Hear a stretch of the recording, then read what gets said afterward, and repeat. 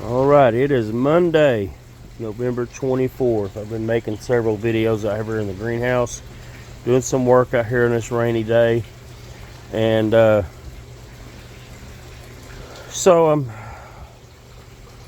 had some bananas in ground here in the greenhouse for a couple years.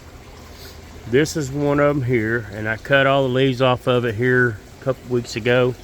I've got another variety down there. I believe that is my dwarf Cavendish. I did lose my tags on these, and so I've just got to go by what I think. Dwarf Cavendish, and this taller one that keeps hitting the roof every year, and that's over 12 feet up there to the tip, and it just hits that and breaks over. So this, I believe, is my Ladyfinger variety. I don't know which variety, if it's gold fingers or what, but it struggles in here because it gets too tall. So my plan, I didn't want to cut it way down low, but my plan is to try to get that thing out of the ground and into a big pot and get it ready to go outside come spring. And I'll just bring it in and out every year. Now, I took this pup off of it right here. About probably 2 foot up to the right here, but you know, the leaves make it taller. And you can see, let's see, there's another pup coming up beside it there.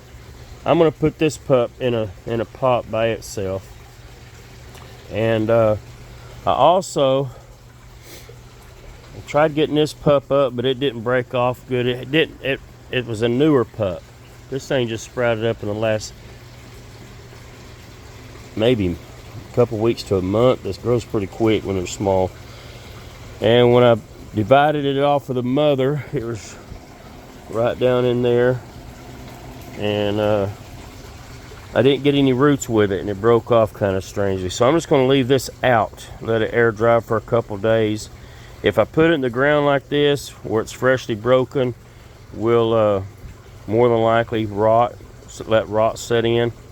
So I'm going to just let it kind of cure on the ends, kind of like if you were planting potato eyes. You let them sit out for a while, or pardon me, if you're planting cactus pads, you break them off of the mother, you let them callus for a while before you actually plant them, and let that fresh tissue dry out and callus over. Now, I'm hoping, you see that ring right there, I'm hoping that is enough to allow this thing to go ahead and root later when I do stick it in the ground. So that's going to be an experiment.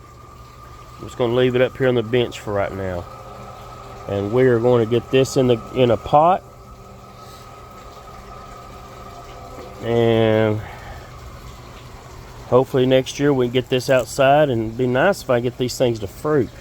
They struggle in here in the greenhouse and get too tall. So every year I'll have to cut it back a little bit.